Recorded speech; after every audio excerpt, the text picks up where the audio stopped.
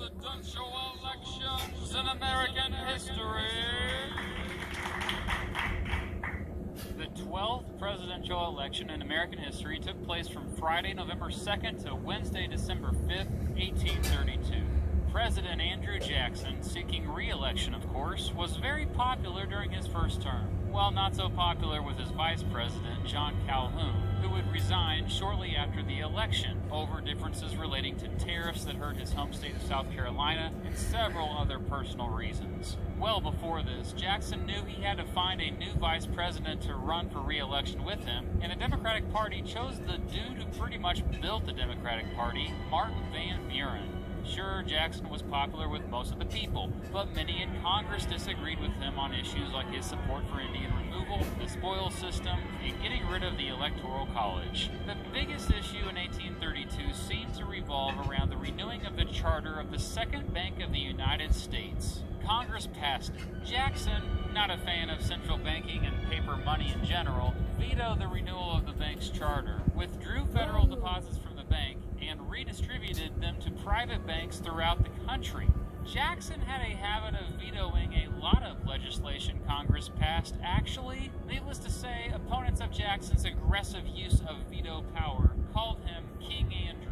They argued that not renewing the national bank would have devastating effects on the American economy, but Jackson convinced many ordinary Americans that by being against the national bank, he was just defending them against the privileged elite who wanted to keep the power to themselves.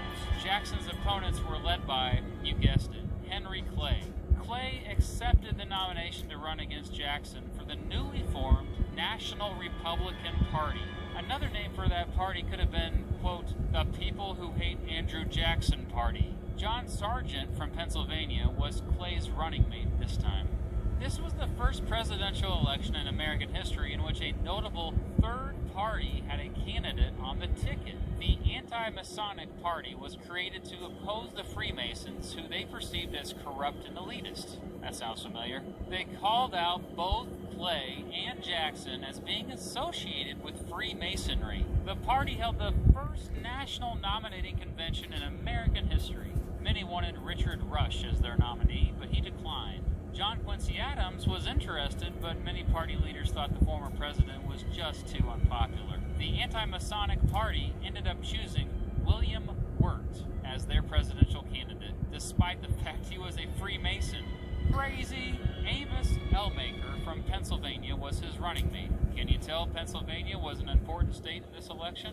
A fourth candidate, John Floyd from Virginia, was supported by the newly formed Nullifier Party, even though he didn't officially run for president. The Nullifier Party was basically a bunch of people in South Carolina upset about Jackson's support for increased tariffs that hurt the state. And here are the results. Andrew Jackson easily won re-election, receiving 219 electoral votes. He also got 54.2% of the popular vote, which is notable because no president was again able to get a majority of the popular vote in 2 consecutive elections until Ulysses Grant did 40 years later. Henry Clay lost yet another presidential election, coming in second place with 49 electoral votes and 37.4% of the popular vote. William Wirt received 7 electoral votes and came in third place with the popular vote at 7.8%. John Floyd received all of the South Carolina's 11 electoral votes, but they didn't count the popular vote there, so yeah, that was it for John. Martin Van Buren became the 8th vice president in history, even though all of the Democratic electors from Pennsylvania voted against him and instead voted for William Wilkins, a U.S. senator from, you guessed it, Pennsylvania. As crazy as it sounds, Andrew Jackson would be the last president until Abraham Lincoln to be re-elected. As much as some people hated him at the time, he remained oh so popular with most ordinary Americans.